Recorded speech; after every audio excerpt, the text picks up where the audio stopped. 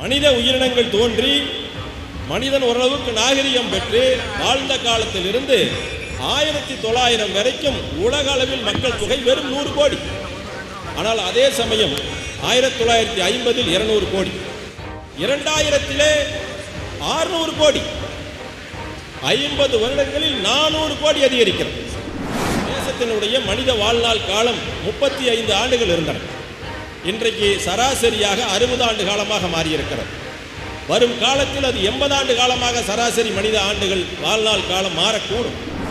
உணவு பற்றாக்குறையை நிவர்த்தி செய்ய உலகத்தில் இருக்கின்ற அனைத்து நாடுகளும் ஏதாவது ஒரு வழியை கண்டுபிடித்தாக வேண்டும் என்ற சூழலுக்கு தள்ளப்பட்டது. அப்படி வந்ததுதான் வெண்மை புரட்சி, அப்படி வந்ததுதான் பசுமை புரட்சி, அப்படி வந்ததுதான் நீல புரட்சி. கலாச்சாரம், உணவு முறை, வாழ்க்கை முறை, வேளாண்மை துறை, கால்நடை வளர்ப்பு, சிற்பக்கலை, கட்டிடக்கலை, ஓவியக்கலை, நடனக்கலை, இசை என்று உலகத்தின் தொன்மை கலைகளை நாம் பெற்றிருந்தவர்கள். உலகம் இருண்ட காலத்தில், உலகமாக இருந்த காலத்தில் நாலந்தாவையும் கண்ணோசியும் தட்சசீலத்தையும் விக்ரமசீலாவையும் காஞ்சிபுரத்தையும் பல்கலைக்கழகங்களாக பெற்றிருந்தவர்கள் நாம். ஆணும் பெண்ணும் சரிசமமாக கல்வி கற்றவர்கள் நாம்.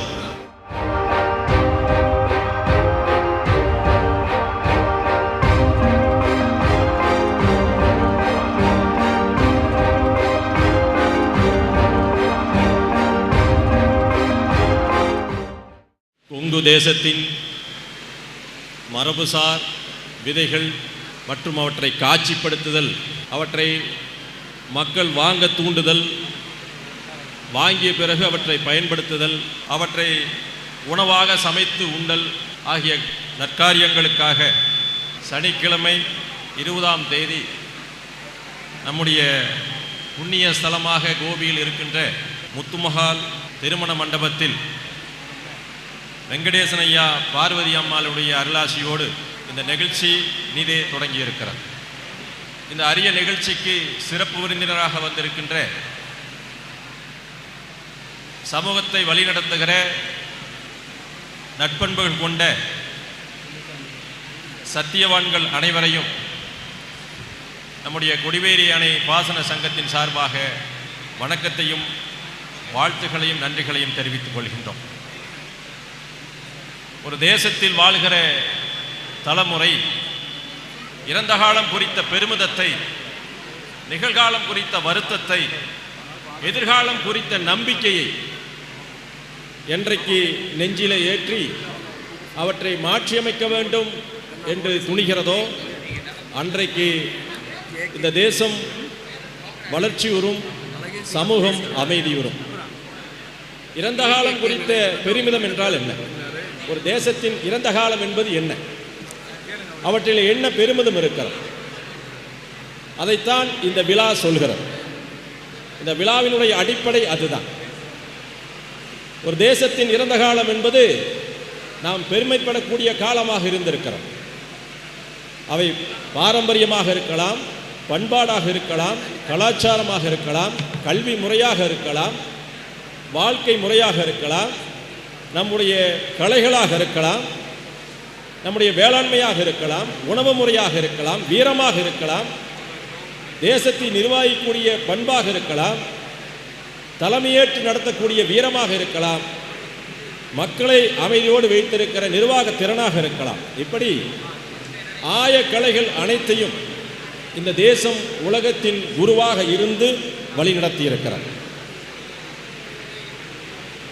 அவற்றில் ஒன்று இன்றைக்கு நாம் காட்சிப்படுத்துகிற நம்முடைய வேளாண்மை பொருள்கள், விதைகள். அவற்றின் மூலம் அன்றைய காலகட்டத்தில் வாழுகிற வேளாண் மக்கள் எப்படி அவற்றை இந்த இயல்புக்கு ஏற்ப, இந்த சூழலுக்கு ஏற்ப, இந்த மண்வகைக்கு ஏற்ப, நம்முடைய சீதோஷ நிலைக்கு ஏற்ப, நம்முடைய பருவகாலத்திற்கு ஏற்ப அவற்றை விதைத்தார்கள். நோய் இல்லாமல் அவற்றை வளர்ச்சியடைய செய்தார்கள். அறுவடைக்கு பிறகு அவற்றை பின்னேர்த்தி செய்தார்கள். அவற்றை எப்படி பகிர்ந்து உண்டார்கள், நோயற்ற வாழ்வு வாழ்ந்தார்கள் என்பதற்குத்தான் இன்றைக்கு இந்த நிகழ்வு அத்தாட்சியாக இருக்கிறது. இது போன்ற பெருமிதங்களை நாம் மறந்திருக்கின்றோம். அதுதான் நிகழ்காலம் குறித்த வருத்தம். ஒரு தேசத்தின் நிகழ்காலம் குறித்த வருத்தம் என்றால் என்ன? நான் மேற்சொன்ன விஷயங்களை இந்த தலைமுறைக்கு நாம் எடுத்துச் செல்லவில்லை. யார் காரணம்? ஒவ்வொரு குடும்பத்திலும் இருக்கின்ற முன்னோர்கள் காரணம், ஒவ்வொரு குடும்பத்தில் இருக்கின்ற தாய்ந்தியர்கள் காரணம், இன்றைய கல்வி முறை காரணம், இன்றைய அரசியல் காரணம், இன்றைய அரசு தலைவர்கள் காரணம், ஸ்திரமற்ற நிர்வாக திறனற்ற நம்முடைய அரசு அமைப்பு காரணம். இவைதான் இந்த நிகழ்காலம் குறித்த வருத்தத்திற்குண்டான சாட்சிகள், குற்றவாளிகள். ஏன் அப்படி மாறியது? ஒரு இறந்த காலத்திலே, முந்தைய காலத்திலே, பண்டை காலத்திலே, தொன்மை காலத்திலே இந்த பாரத தேசம், நம்முடைய தமிழ் பகுதிகள், சீமைகள், பாளையங்கள், மண்டலங்கள், நாடுகள் ஒவ்வொருவருக்கும் என்ற ஒரு கலாச்சாரம், பண்பாடு, உணவு முறை, வேளாண்மை, வாழ்க்கை முறை, ஏற்றத்தாழ்வற்ற வர்க்கபேதமற்ற வர்ணபேதமற்ற வாழ்க்கை முறையை கடந்த ஒரு 100-150 ஆண்டுகளில் மாற்றியது யார்? அரசு மட்டுமா மாற்றியது? வெள்ளையன் மாற்றியானா? அரேபியன் மாற்றியானா? இல்லை, சூழல் மாற்றி இருக்கிறது. அதற்கு நாம் இயைந்து சென்றிருக்கிறோம். என்ன சூழல்? இன்றைக்கு இந்த வருத்தம் என்ன என்றால், 1900 வரைக்கும், நம்முடைய பொது ஆண்டிலே 1900 வரைக்கும் உலகத்தினுடைய மக்கள் தொகை வெறும் 100 கோடி. அதே 1950 200 கோடியாக மாறுகிறது. மனித உயிரினங்கள் தோன்றி மனிதன் ஓரளவுக்கு நாகரிகம் பெற்று வாழ்ந்த காலத்தில் இருந்து 1900 வரைக்கும் உலக அளவில் மக்கள் தொகை வெறும் 100 கோடி. ஆனால் அதே சமயம் 1950 200 கோடி, 2000 600 கோடி, 50 வருடங்களில் 400 கோடி அதிகரிக்கிறது. 2024 750 கோடி. இதனுடைய காரணம் என்ன?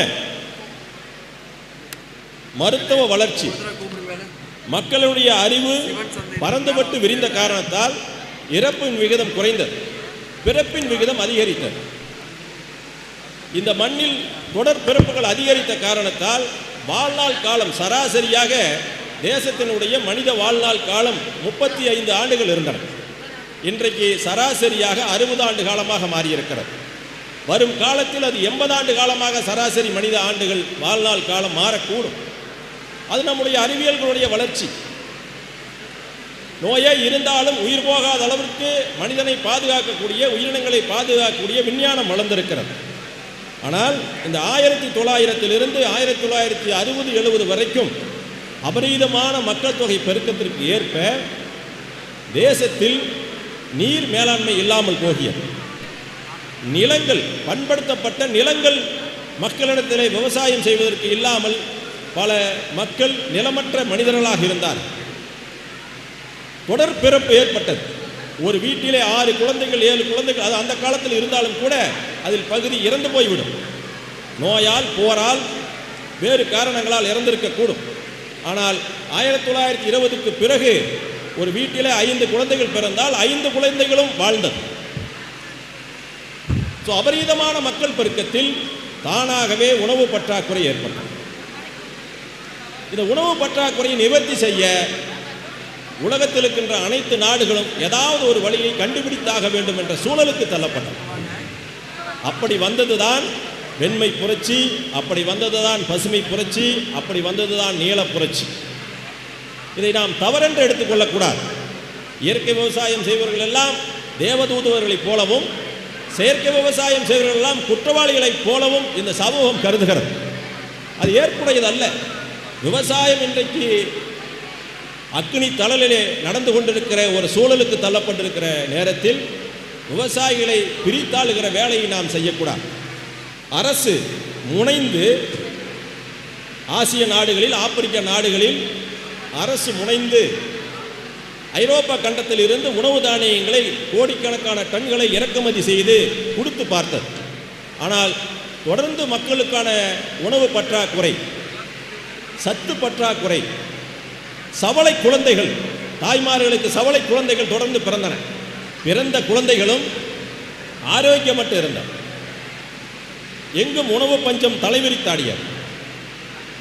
இதன் காரணமாக ஒவ்வொரு நாடுகளும் தங்களுடைய விஞ்ஞானிகளை கைகளுடைய வைத்துக்கொண்டு சோதனைகளை செய்து பல நாடுகள் கலந்து ஆலோசித்துத்தான் அதிகப்படியான உற்பத்தி செய்கின்ற, குறைவான காலத்தில் அதிகப்படியான உற்பத்தி செய்கின்ற தானியங்களை, பருப்பு வகைகளை, காய்கறிகளை உருவாக்க முனைந்தன. இதுதான் நாம் பசுமை புரட்சியாக எடுத்துக்கொள்ளலாம்.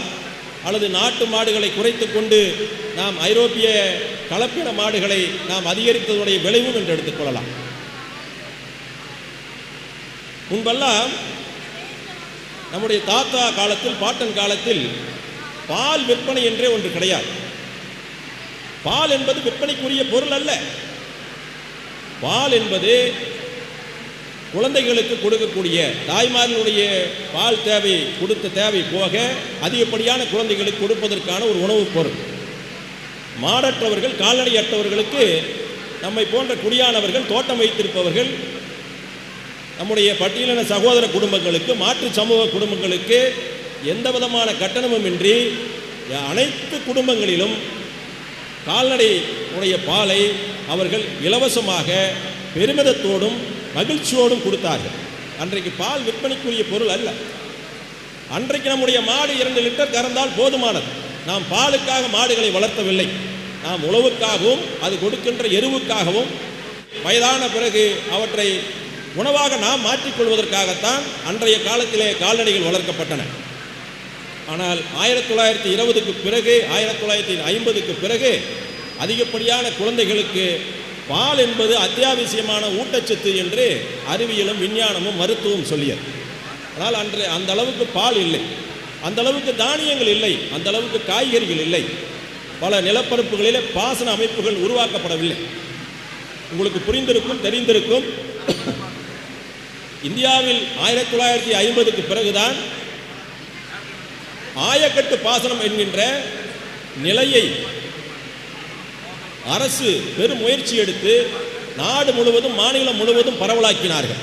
அதற்கு முன்பு பார்த்தீர்கள் என்றால் நம்முடைய தமிழகத்தை பொறுத்தவரை கல்லணை போன்ற ஒரு அணை, சிறு அணைகளோ, நம்முடைய காளிங்கராயன் போன்றோ, கொடிவேரி போன்றோ, வீராணம் ஏரி போன்றோ, ஓடத்துறை ஏரிகள் போன்றோ சிறு ஏரிகளும் சிறு பாசனங்களும் தான் ஆயக்கட்டுகளாக இருந்தன. மொத்த நிலப்பரப்பில் 5% தான் ஆயக்கட்டு நிலங்களாக இருந்தன. ஆனால் 1950க்கு பிறகு உணவு பற்றாக்குறையை மாற்றியமைக்கின்ற பொருட்டு முழு வீச்சில் இந்தியா முழுவதும் அனைத்து மாநிலங்களும் அணைகளை, நீர்த்தேக்கங்களை, குளங்களை, ஏரிகளை, ஊரணிகளை உருவாக்கியது.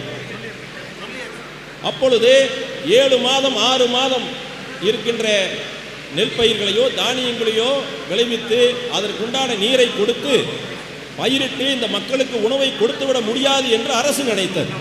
அதன் காரணமாக குறுகிய கால நெற்பயிர்களை, குறுகிய கால தானியங்களை, குறுகிய கால பருப்பு வகைகளை தானாகவே அவர்கள் விதைப்பொருளாக உற்பத்தி செய்தார். காரணம், ஒரு மனிதன் பசியால் இறப்பதை விட ஹைபிரிடு நெற்களால், ஹைபிரிடு தானியங்களால், ஹைபிரிடு பருப்புகளால் எதிர்காலத்தில் அதாவது நோய் வந்து இறந்தால் கூட அவன் ஒரு 50 ஆண்டு காலம் வாழ்ந்து இறந்து விடுவான் என்ற ஒரு எண்ணத்தில் அது உருவாக்கி இருக்கலாம். ஏனென்றால் அரசு முனைப்போடு ஏதாவது ஒரு வழியிலே தானியத்தை தின்றவன் பிழைத்துக் கொள்ளட்டும் என்ற அடிப்படையிலே அவர்கள் ஆரம்பித்ததுதான் இந்த வெண்மை புரட்சியும், பசுமை புரட்சியும், நீல புரட்சி. அன்றைய காலகட்டத்தில் அது தவறல்ல. அது MS சுவாமிநாதன் கொண்டு வந்திருந்தாலும், சி சுப்பிரமணியம் போன்றவர்கள் கொண்டு வந்திருந்தாலும், மோகன் குமாரமங்கலம் போன்றவர்கள் கொண்டு வந்திருந்தாலும், எந்த ஆட்சி முறை கொண்டு வந்திருந்தாலும் அன்றைய பசி, பஞ்சம், பட்டினிக்கு நிவர்த்தி இந்த உயர் ரக விதைகள் தான், உயர் ரக பழங்கள் தான், உயர் ரக காய்கறிகள் தான். அந்த கட்டத்தை நாம் கடந்து வந்திருக்கிறோம். அன்றைய பசியை, பஞ்சத்தை, பட்டினியை நாம் நிவர்த்தி செய்திருக்கிறோம். 140 கோடி மக்களுக்கும் இன்றைக்கு 3 வேளை போதும் போதும் என்ற உணவை, தானியத்தை, காய்கறியை, பழங்களை இந்த மக்கள் அரசாங்கத்தின் துணை கொண்டு உற்பத்தி செய்திருக்கிறார். இது சாதாரண விஷயம் அல்ல. நாம் இந்த கடந்த 50 ஆண்டு காலத்தை குறை சொல்லி கடந்து விட முடியாது. அது ஏற்புடையதும் அல்ல. அரிசிக்காக, நெல்லுக்காக, தானியத்திற்காக எத்தனை பேர் முட்டி தூக்கி பஞ்சத்தை கேள்விப்பட்டிருப்பீர்கள் என்கின்ற பெரியவர்கள். தாது வருட பஞ்சம், 1921 24 வரைக்கும் தாது வருட பஞ்சத்திலே சாப்பிடுகிற சட்டி, நம் ஊரிலே முட்டி என்று சொல்வார்களே, அந்த சட்டியை களையத்தை கையில ஏந்தி ஊர் ஊராக சென்று பிச்சை எடுத்து வாழ்ந்து பார்த்து, நிலம் இருப்பவன், நிலமற்றவன், கால்நடை மேய்த்தவன், தொழிலாளி அனைவரும் பஞ்சம் விளைக்க ஊர் ஊராக சென்று இதே கோபி மண்ணில், சத்தியமங்கலம் மண்ணில், பவானியில், ஈரோட்டில், வெள்ளோட்டில் அந்த முட்டியை தலைக்கு வைத்து வேளாமரத்திற்கு அடியிலும் ஆலமரத்துக்கு அடியிலும் படுத்து அப்படியே உயிர் விட்டவர்கள் லட்சக்கணக்கான பேர். அதற்கு மாற்று என்ன? அவனுக்கு உணவு கொடுத்தாக வேண்டும். அந்த உணவு விஷமா? அந்த உணவு அவனுக்கு கார்போஹைட்ரேட்டை அதிகம் கொடுத்து அவனுக்கு நோயை வரவழைத்து விடுமா? அதெல்லாம் அன்றைய நோக்கமோ லட்சியமோ அல்ல. அவன் பசியார உணவு கொடுக்க வேண்டும். அதற்காகத்தான் ஒரு மாற்றத்தை அரசாங்கமோ அல்லது நம்மை போன்றவர்களோ உள்ளே வந்தோம். அதை இன்றைக்கு தாண்டி இருக்கிறோம், நிறைவு பெற்றிருக்கிறோம். உலகத்தில் பால் உற்பத்தியில் இந்தியா முதலிடம், கோதுமையிலே முதலிடம், அரிசியிலே முதலிடம், காய்கறியிலே முதலிடம், பழங்களிலே முதலிடம், மீன் வளத்திலே முதலிடம், கால்நடை வளர்ப்பிலே முதலிடம், சிறுதானியங்களிலே முதலிடம். இத்தனை இடர்பாடுகளையும் தாண்டி நாம் வளர்ந்திருக்கின்றோம். இன்றைக்கு யாரும் எனக்கு உணவில்லை, என் வீட்டில் அரிசி இல்லை, என் வீட்டில் கோதுமை இல்லை, என் வீட்டில் தானியம் இல்லை, என் வீட்டில் பருப்பு இல்லை என்று இந்த தேசத்தில் ஒருவனும் ஒரு மாநிலத்திலும் கை தூக்க முடியாது. அந்த நிலையை நாம் 50 ஆண்டுகளில் எட்டி இருக்கின்றோம். இன்றைக்கு நாம் நிறைவு பெற்று இருக்கின்றோம். இனிதான் நான் 3வது இடத்துக்கு வருகிறேன். இறந்த காலம் குறித்த பெருமிதங்கள், இந்த தேசத்தின் கலாச்சாரம், உணவு முறை, வாழ்க்கை முறை, வேளாண்மை துறை, கால்நடை வளர்ப்பு, சிற்பக்கலை, கட்டிடக்கலை, ஓவியக்கலை, நடனக்கலை, இசை என்று உலகத்தின் தொன்மை கலைகளை நாம் பெற்றிருந்தவர்கள். உலகம் இருண்ட காலத்தில், உலகம் இருண்ட உலகமாக இருந்த காலத்தில் நாலந்தாவையும், கண்ணோசியும், தட்சசீலத்தையும், விக்ரமசீலாவையும், காஞ்சிபுரத்தையும் பல்கலைக்கழகங்களாக பெற்றிருந்தவர்கள் நாம். ஆணும் பெண்ணும் சரிசமமாக கல்வி கற்றவர்கள் நாம். அந்த பெருமிதம், அந்த உணவு முறை, அந்த வாழ்க்கை முறை 1920 இருந்து இந்த 2000 வரைக்குமான காலகட்டத்தை நாம் பெரிய கடினத்தோடு தாண்டி இருக்கின்றோம். மக்கள் தொகை பெருக்கத்திற்கேற்ப அந்த பஞ்சத்தை நீக்கி இருக்கின்றோம். இந்த வருத்தத்தை எப்படி மீட்டுருவாக்கம் செய்வது? அதுதான் எதிர்காலம் குறித்த நம்பிக்கை. இறந்த காலம் குறித்த பெருமிதம், நிகழ்காலம் குறித்த வருத்தம், எதிர்காலம் குறித்த நம்பிக்கை. ஓகே, நாம் நிறைவு செய்தாக விட்டது. நாம் எல்லோருடைய வயிறுகளையும் நிரப்பியாகிவிட்டது. யாருக்கும் இப்பொழுது பஞ்சம் இல்லை, பட்டினி இல்லை, தேவைகள் குறைத்துக் கொண்டோம். இனி மாற்றத்துக்கு போவோம். மீண்டும் நம்முடைய பண்டைய காலத்துக்கு செல்வோம். உற்பத்தி முறையை மாற்றுவோம், தானியங்களை மாற்றுவோம். அதைத்தான் இந்த சமூகம் முன்னெடுத்திருக்கிறது. அப்படித்தான் நீங்கள் எடுத்துக்கொள்ளணும். நாமெல்லாம் குற்றுணர்வில் இருக்க வேண்டிய அவசியம் கிடையாது. இன்றைக்கு நிறைவு செய்து விட்டோம். இனி நீங்கள் சத்தான பொருள்கள், நோயற்ற பொருள்கள், உணவே மருந்து என்ற நம்முடைய தொன்மை காலத்தில் மரபு காலத்துக்கு செல்லுங்கள். நாம் இன்றைக்கு உணவை குறைத்து எடுத்துக்கொள்கிறோம், தேவை ஏற்படின்னு எடுத்துக்கொள்கிறோம். எது சத்தான பொருள் என்று பார்த்து எடுத்துக்கொள்கிறோம். நமக்கு எந்த பொருள் உகந்தது என்று எடுத்துக்கொள்கிறோம். நம்முடைய இயல்வகை மண்ணுக்கு, இயல்வகை சூழலுக்கு, இயல்வகை ஊருக்கு ஏற்றபடியான தானியங்களை நாம் சாப்பிட கற்றுக்கொள்கிறோம். அதற்கான காட்சிப்படுத்தல் தான், அதற்கான சிறப்பு கண்காட்சி தான், அதற்கான கூட்டம் தான் இந்த விழா. இதை நாம் புரிந்து கொள்ள வேண்டும். இனிவரும் காலம் உடலை உறுதி செய்கிற காலம். இந்த 50 ஆண்டு காலத்தினுடைய இக்கட்டை தாண்டி இருக்கிறோம். இனிவரும் காலம் உள்ளத்தை உறுதி செய்கிற காலம். இனிவரும் காலம் உடலை உறுதி செய்த பிறகு, எண்ணத்தை சீர்படுத்திய பிறகு புத்தியை கூர்திட்டுகிற காலம். இனிவரும் காலம் நாணத்தை நோக்கி திருப்புகிற காலம். இனிவரும் காலம் அந்த நாணத்தின் மூலம் நேர்மையும் சத்தியத்தையும் உண்மையும் சமூகத்துக்கு பகிர்ந்தளிக்கிற காலம். அனைவரையும் சகோதரத்துவத்தோடு பார்க்கிற காலம். வர்ண பேதத்தை, வர்க்க பேதத்தை துடைத்தறிகிற காலம். அதுதான் எதிர்காலம் குறித்த நம்பிக்கையாக நமக்கு இருக்க வேண்டும். இந்த கூட்ட ஏற்பாடுகள், இந்த கூட்டத்திற்கு வருகை புரிகிற விவசாயிகள், பொதுமக்களை பற்றி ஒரு கலந்தாய்வு நடத்தினோம். அதிலே நான் ஒரு ஜோக்காக, ஒரு சிரிப்பாக ஒரு வார்த்தையை சொன்னேன். இங்கு வருகிற பெரும்பான்மையான மக்கள், யாரும் அதை தவறாக எடுத்துக்கொள்ள வேண்டாம், பெரும்பான்மையான மக்களுடைய எண்ணம் எதுவாக இருக்கும்? எதை தேடி இங்கே வருவார்கள் என்று நான் சொன்னது, அங்கே ஏதோ தானிய விதைகள், தானியம் குறித்த பாரம்பரிய விதைகள் குறித்த ஒரு உணவு கண்காட்சி, காட்சிப்படுத்துதல், அவற்றை அங்கே இருக்கிற பொதுமக்கள், விவசாயிகள் செய்கிறார்கள். அங்கே போய் பார்த்தால் நம்முடைய சர்க்கரை நோய்க்கு தீர்வு கிடைக்குமா? அங்கே போய் அதை வாங்கி சாப்பிட்டால் நமக்கு இருக்கிற பிளட் பிரஷர் குறையுமா? அங்கே போய் நாம் சாப்பிட்டால் நம்முடைய உடல் பருமன் குறையுமா?